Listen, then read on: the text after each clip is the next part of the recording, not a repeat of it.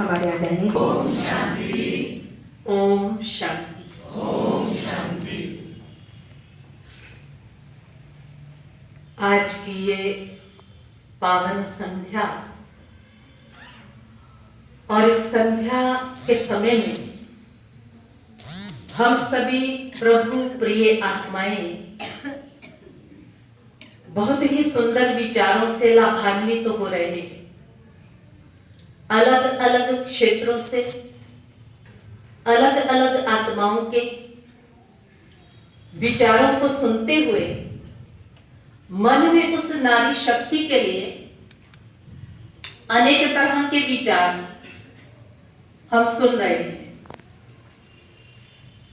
हम सभी ये जानते हैं कि भारतवर्ष ऐसा देश है जहां वार तो 7 है, लेकिन त्योहार उससे भी ज्यादा। और इन वार से त्योहार जब ज्यादा है तो ये देखा जाता है कि कभी कभी तो एक दिन में 2 त्योहार होते।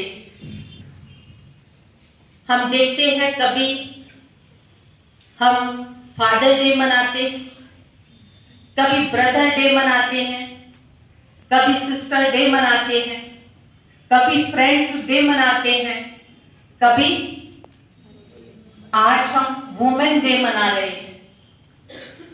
हमने सभी के लिए एक एक दिन दिया। इसका मतलब रोज किसी को दिन देने की, जबकि ऐसा नहीं है। हमारे सारे दिन एक समय था जब भगवान ने सृष्टि को रचा था, तब यह सृष्टि स्वर्ग कहलाती थी। और इस स्वर्ग की सृष्टि पर नर और नारी दोनों को समान अधिकार था। लेकिन जैसे जैसे इस सृष्टि में परिवर्तन आया, सतयुग से त्रेता, त्रेता से द्वापर में जब हम पहुंचे तो नारी शक्ति का सम्मान समाप्त होने लगा, जिसमें पुरुष की अभिमान वृत्ति या अहंकार वृत्ति कहो तो नारी विकारों और विकृतियों के कारण जब मानवीय मन में विकार थे तो उन्होंने अपनी नारी को तो पर्दे में रखना शुरू कर दिया और बाकी नारियों पे दृष्टि जो भी जाए, लेकिन अपनी घर की नारियां पर्दे के अंदर रहनी चाहिए। इसलिए वो पर्दे की प्रथा चालू हुई और नारी को उस दृष्टि से देखते हुए नारी को घर की 4 दीवारी के अंदर बंद करना शुरू कर दिया। जब इतनी नारी की अवस्था ऐसी होती गई तो तब ये देखा गया, जो साधु संत महात्मा भी आए तो उन्होंने भी नारी को नर की तरह नहीं जाना और पहचाना।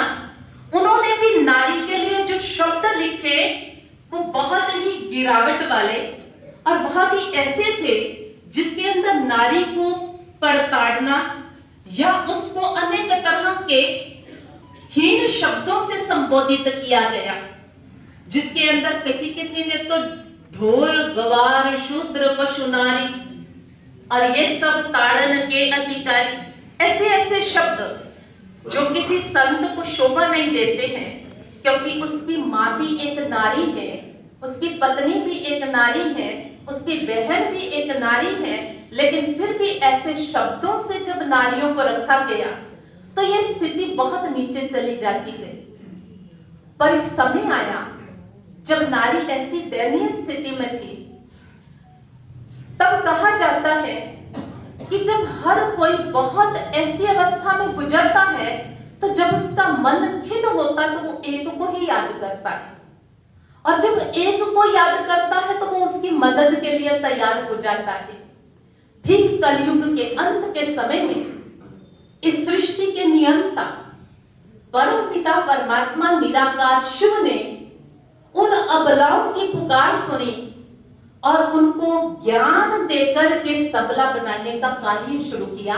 ये कार्य परमात्मा ने 1936 और 37 में शुरू किया। तब से ही नारियों की जागृति शुरू हुई। उससे पहले कोई नारियां इतना पढ़ती नहीं थी। पढ़ाई के क्षेत्र में या राजनीति के क्षेत्र में, चाहे धार्मिक क्षेत्र में देखा गया तो आगे बढ़ती चली गई। आज हम ये देखते हैं कि नारी पुरुषों के समान अधिकार रखती है, पर अधिकार रखने का मतलब ये भी नहीं है कि अगर पुरुष भी नौकरी करता है, स्त्री भी नौकरी करती है, तो अब स्त्री पुरुष को यही कहे कि एक समय का बर्तन मैं मांजूंगी तो दूसरे का तुम करोगे। ये भी कोई समान अधिकार की परिभाषा नहीं है। समान अधिकार का मतलब है कि हम एक दूसरे को सम्मान देकर के चले, इज्जत देकर के चले, एक दूसरे का रिगार्ड रखें। ये परमात्मा ने हमें सिखाया। जब हम सतयुग की सृष्टि में आए तो तब दोनों के समान अधिकार थे और ही स्त्री को ज्यादा सम्मान प्राप्त था। तभी आप देखो, जब भी हम शब्द उच्चारण करते हैं कि सतयुग की सृष्टि में देवी और देवता थे, पहले नाम किसका आया? पहले देवी और फिर देवता का नाम आता है। उसके साथ आप